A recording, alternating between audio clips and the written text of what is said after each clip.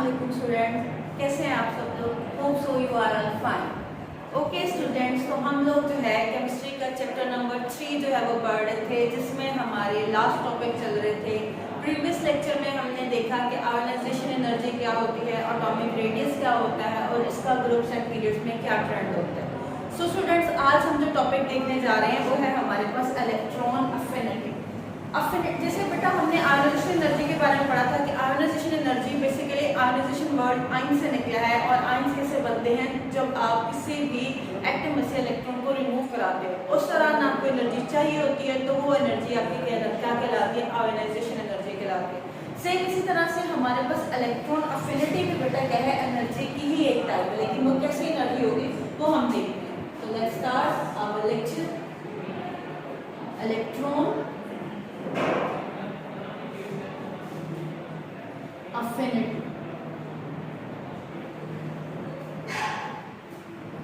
सो student, आपको पता है कि इलेक्ट्रॉन क्या है? इलेक्ट्रॉन एक हमारे पास एटम का फंडामेंटल पार्टिकल है जिसके ऊपर नेगेटिव चार्ज होता है। तो ये तो आपको पता है कि इलेक्ट्रॉन होता है जिसके ऊपर नेगेटिव चार्ज होता है, और ये फंडामेंटल पार्टिकल है जिसकी बेस पे एलिमेंट्स की इलेक्ट्रॉनिक कॉन्फ़िगरेशन जो है स्टूडेंट्स की जाती है। सो स्टूडेंट्स, अब हमारे पास अफिनिटी क्या है? अफिनिटी है जो बेटा ये आपके पास वर्ड है अफिनिटी। इसका मतलब होता है अट्रैक्शन।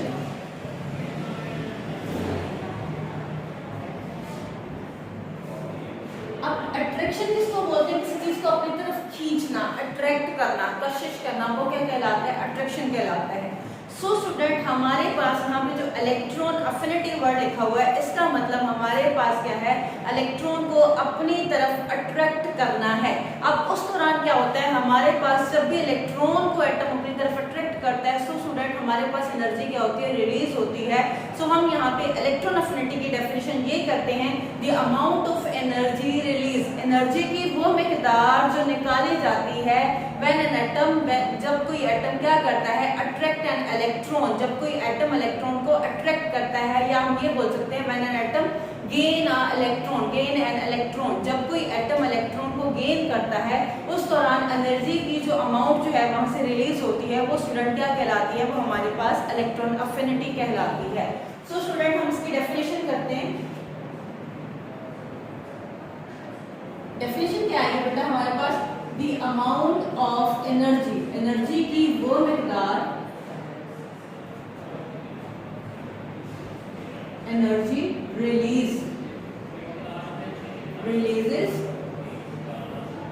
जो खारिज की जाती है, निकाली जाती है। रिलीजेस मीन बेटा खारिज करना।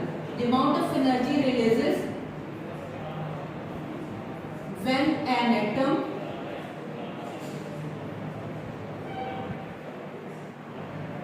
गेन, और गेन मीन भी क्या होता है? हासिल करना, और एब्जॉर्ब मीन भी क्या होता है? हासिल करना। Absorb an electron. This is called, ये क्या कहलाती है? This is called electron affinity.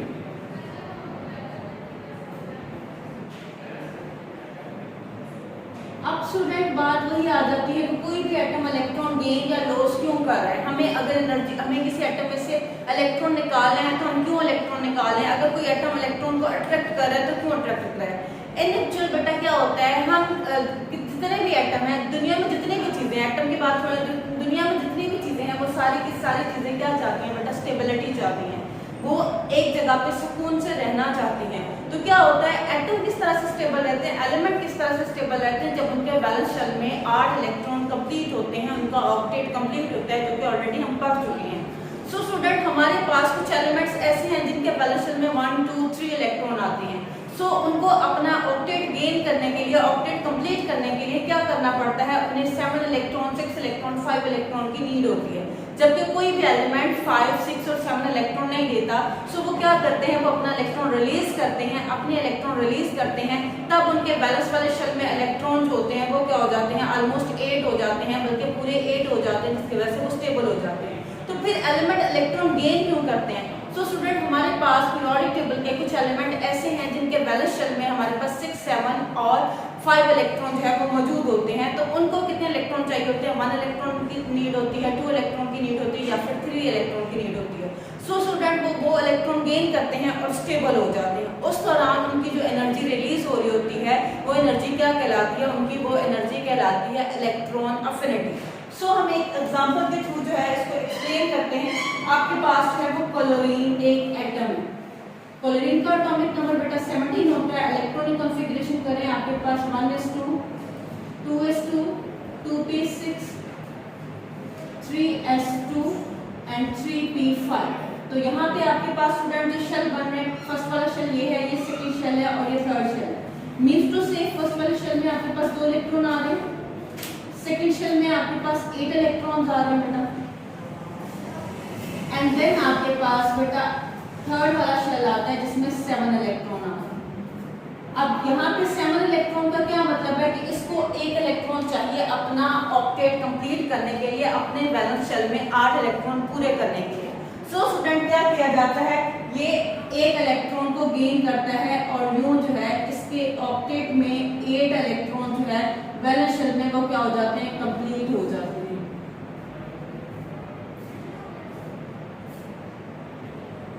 यहाँ पे हमारे पास 1 इलेक्ट्रॉन गेन किया, 1 इलेक्ट्रॉन गेन करने से हमारे पास क्या होगा? इसका ऑक्टेट कंप्लीट हो गया। ड्यूरिंग इलेक्ट्रॉन गेन, जब वो इलेक्ट्रॉन को गेन करता है तब हमारे पास एनर्जी क्या होती है? रिलीज हो रही होती है। उस अमाउंट ऑफ एनर्जी को हम क्या बोलते हैं? उस अमाउंट ऑफ एनर्जी को हम बोलते हैं, ये हमारे पास इलेक्ट्रॉन अफिनिटी है। सपोज जिस तरह से हम जो है वो इलेक्ट्रॉन आयोनाइजेशन एनर्जी को यूनिट्स इसके जो थे किलो जॉल पर मोल थे बेटा, यूनिट इसके भी क्या होंगे? किलो जॉल पर मोल होंगे बेटा। उसके बाद स्टूडेंट हमारे पास आ जाते हैं यूनिट के बाद हम इसके एग्जांपल कर लेते हैं। तो एग्जांपल में आपके पास जैसे हम क्लोरीन को ऑलरेडी लिख चुके हैं तो हम क्लोरीन को ही एज एग्जांपल यूज करेंगे। क्लोरीन आपके पास एक एटम है, क्लोरीन ने 1 इलेक्ट्रॉन गेन किया और वो आपके पास क्या बन गया? क्लोराइड आयन बन गया। इस दौरान जो आपके पास एनर्जी रिलीज हुई है, देखिए बेटा यहाँ पे जब आयोनाइजेशन एनर्जी की हम बात करते हैं तब हमारे पास कैटायन बनते हैं, लेकिन जब हम बात करते हैं इलेक्ट्रॉन अफिनिटी की तब हमारे पास क्या बनते हैं? एनायन बनते हैं, यानी ऐसी स्पीशीज बनती है जिनके ऊपर नेगेटिव चार्ज आता है, या ऐसे एटम बनते हैं हमारे पास, या एटम की वो टाइप होती है जिसके ऊपर नेगेटिव चार्ज आ रहा होता है। नेगेटिव चार्ज स्पीशीज को हम क्या बोलते हैं बेटा? नेगेटिव चार्ज स्पीशीज को स्टूडेंट्स हम क्या बोलते हैं? उनको हम बोलते हैं कि वो हमारे पास एनायन है। तो ये हमारे पास एनायन बन गया और यहाँ पे जो एनर्जी रिलीज होती है वो होती है 349 किलोजूल पर मोल। तो ये हमारे पास होगी इलेक्ट्रॉन अफिनिटी की डेफिनेशन। अब आ जाते हैं हम स्टूडेंट इलेक्ट्रॉन अफिनिटी का ट्रेंड क्या है ग्रुप एंड पीरियड में, तो वो देखते हैं। ट्रेंड यानी रुझान क्या है इन ग्रुप्स ग्रुप्स आपके पास क्या होते हैं? दोबारा से रिपीट करते हैं स्टूडेंट। हमारे पास जो वर्टिकल रोज होती हैं वो हमारे पास क्या कहलाती हैं? पीरियोडिक टेबल में वो हमारे पास ग्रुप्स कहलाती हैं। तो हम यहाँ पे ग्रुप्स में जो है वो इलेक्ट्रॉन अफिनिटी के अगर एग्जांपल लेते हैं तो हम यहाँ पे जो है वो एग्जांपल ले लेते हैं। जिस तरह से आपके पास है ग्रुप में हम एग्जांपल लेते हैं, यहाँ पे किसी भी एक ग्रुप को ले लें आप, फ्लोरीन, क्लोरीन, ब्रोमीन, आयोडीन, ये मोस्टली मॉलिक्यूलर फॉर्म में पाए जाते हैं। तो या अगर आप ये वाला एग्जांपल नहीं लेना चाह रहे तो ऑलरेडी हम एग्जांपल ले चुके हैं, हम वही ग्रुप के एग्जांपल ले लेते हैं ताकि आपके लिए इलेक्ट्रॉनिक कॉन्फ़िगरेशन करना आसान हो। लिथियम, सोडियम, पोटेशियम, ये आपके पास एक जो है वो ग्रुप के एग्जांपल आ गए। अब यहाँ पे हम इनके इलेक्ट्रॉनिक कॉन्फ़िगरेशन देखेंगे बेटा। आपके पास जो लिथियम है इसकी इलेक्ट्रॉनिक कॉन्फ़िगरेशन होगी 1s2 2s1। सोडियम की देखेंगे 1s2 2s2 2p6 3s1। Next potassium पे जाएं 1s2 2s2 2p6 3s2 and 3p6 4s1। ये आपके पास इसके इलेक्ट्रॉनिक कॉन्फ़िगरेशन आ गया। अब वही अगर हम इसका साइज जो है वो देखते हैं तो पहले आपके पास लिथियम आ गया, ये जिसमें यहाँ पे 2 इलेक्ट्रॉन और यहाँ पे आपके पास 1 इलेक्ट्रॉन है। उसके बाद अगर आप सोडियम की तरफ जाते हैं तो सोडियम में आपके पास 3 शेल बनते हैं। पहले शेल में 2 इलेक्ट्रॉन, देन बेटा आपके पास यहाँ पे 8 इलेक्ट्रॉन आ गए और लास्ट वाले शेल में 1 इलेक्ट्रॉन है। पोटाशियम पे जाएं तो पोटाशियम पे आपके पास नंबर ऑफ शेल जो है वो 4 हो जाते हैं। पहले शेल में 2 इलेक्ट्रॉन, देन आपके पास 8 इलेक्ट्रॉन्स, देन थर्ड वाले शेल में भी 8 इलेक्ट्रॉन्स, देन बेटा आपके पास 1 इलेक्ट्रॉन आ रहा है। अब यहाँ पे सबसे पहले हमने जो फैक्टर देखना है बेटा वो देखते हैं। देखिए आपके पास एटॉमिक नंबर इंक्रीज होगा, एटॉमिक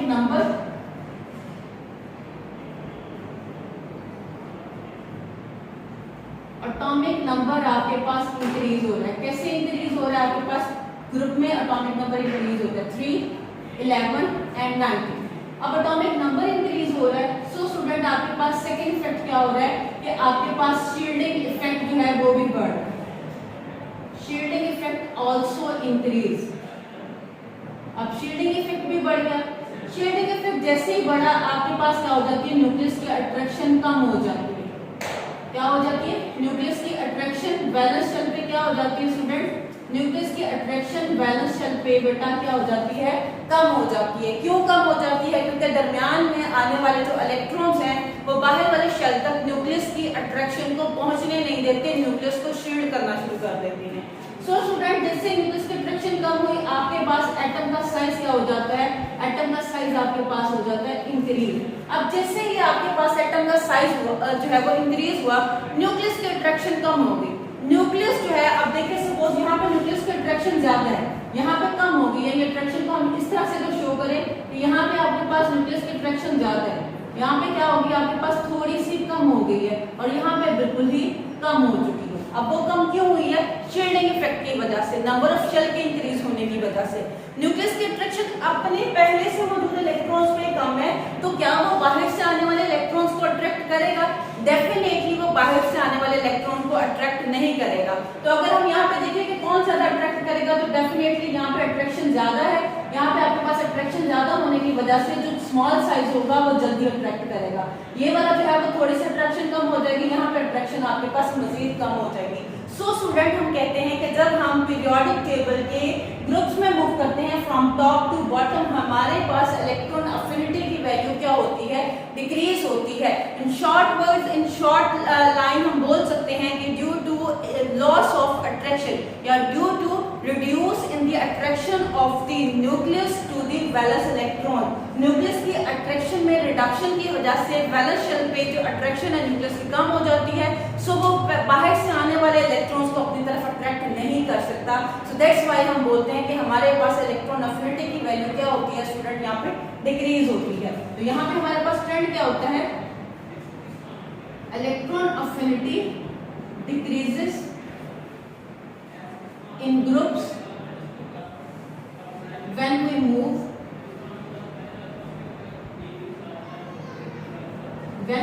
जब हम मूव करते हैं from top to bottom, top to bottom in periodic table. Periodic table के ग्रुप्स में जब हम टॉप टू बॉटम मूव करते हैं, हमारे पास इलेक्ट्रॉन अफिनिटी की वैल्यू क्या होती है? डिक्रीज होती है। सो स्टूडेंट ये था हमारे पास पीरियोडिक टेबल के ग्रुप्स में इलेक्ट्रॉन अफिनिटी का ट्रेंड। अब हम चलते हैं नेक्स्ट पीरियड्स की तरफ। इन पीरियड्स, सो स्टूडेंट पीरियड की भी हम इसी तरह से एक एग्जांपल ले लेते हैं, जैसे हम पहले लेते आ रहे हैं लिथियम, और देन आपके पास बेरिलियम, बोरोन, नेक्स्ट आपके पास आ जाते हैं कार्बन 6। लिथियम की 1s2 electron configuration 2s1, beryllium की है 1s2 2s2 2s2, और देन आपके पास आते हैं बेरिलियम के बाद बोरोन। बोरोन 5 है बेटा, 1s2 2s2 and 2p1। Then बेटा आपके पास आता है कार्बन, कार्बन 6 है, 1s2 2s2 एंड 2p2। तो आपको चीज नजर आ रही है कि यहाँ पे बार बार हम एक ही चीज को डिस्कस कर रहे हैं, पीरियड्स में आपके पास नंबर ऑफ शेल क्या रहते हैं, सेम रहते हैं। तो यहाँ पे हम जब एक चीज को डिस्कस करेंगे वो चीज हमारे पास ये है, यहाँ पे आपके पास शेल ये है, 2 शेल है, यहाँ पे भी आपके पास शेल 2 ही है, यहाँ पे भी आपके पास शेल 2 है, और यहाँ पे भी आपके पास शेल कितने हैं, 2 ही। लेकिन आपको एक चीज नजर आ रही होगी कि हमारे पास साइज क्या होता जा रहा है, डिक्रीज होता जा रहा है। अब वो साइज क्यों डिक्रीज हो रहा है, उसकी रीजन बेटा ये है कि आपके पास जो फैक्टर यहाँ पे इफेक्ट करते हैं, हम कहते हैं पीरियड्स में भी आपके पास एटॉमिक नंबर इंक्रीज होता है, जो हमें नजर भी आ रहा है। एटॉमिक नंबर क्या होता है, इंक्रीज होता है। Atomic number increase, number of shells remain same. Number of shell क्या रहते हैं आपके पास, रिमेन सेम। जब नंबर ऑफ शेल आपके पास बेटा इंक्रीज नहीं होते तो आपके पास दूसरी साइड की क्या चीज इंक्रीज हो रही है, प्रोटॉन के नंबर इंक्रीज हो रहे हैं। प्रोटॉन के नंबर इंक्रीज होने का क्या मतलब है स्टूडेंट, कि आपके पास न्यूक्लियस का जो चार्ज है, न्यूक्लियस का जो चार्ज है वो बढ़ता जा रहा है, और उसको हम क्या बोलते हैं, इफेक्टिव न्यूक्लियर चार्ज जो है वो आपके पास इंक्रीज हो रहा है। इफेक्टिव न्यूक्लियर चार्ज बेटा आपके पास क्या हो रहा है, इंक्रीज हो रहा है। अब इफेक्टिव न्यूक्लियर चार्ज इंक्रीज होने का मतलब है आपके पास एटम का साइज क्या हो रहा है, कंट्रैक्ट हो रहा है, डिक्रीज हो रहा है। जितना एटम का साइज छोटा होगा उतनी न्यूक्लियस की अट्रैक्शन बाहर वाले शेल पे ज्यादा होगी। अगर न्यूक्लियस की अट्रैक्शन बाहर वाले शेल पे ज्यादा है, इसका मतलब यहाँ पे इलेक्ट्रॉन जो है उसका एंटर होना क्या होगा, आसान होगा। सो दैट्स व्हाई हम कहते हैं कि जब हम पीरियड में मूव करेंगे हमारे पास इलेक्ट्रॉन अफिनिटी की वैल्यू क्या होगी, इंक्रीज होगी। सो ट्रेंड के according electron affinity value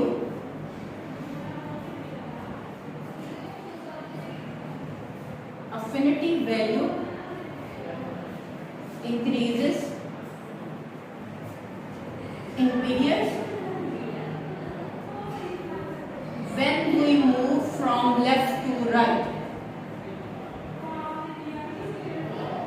From left to right in periodic table.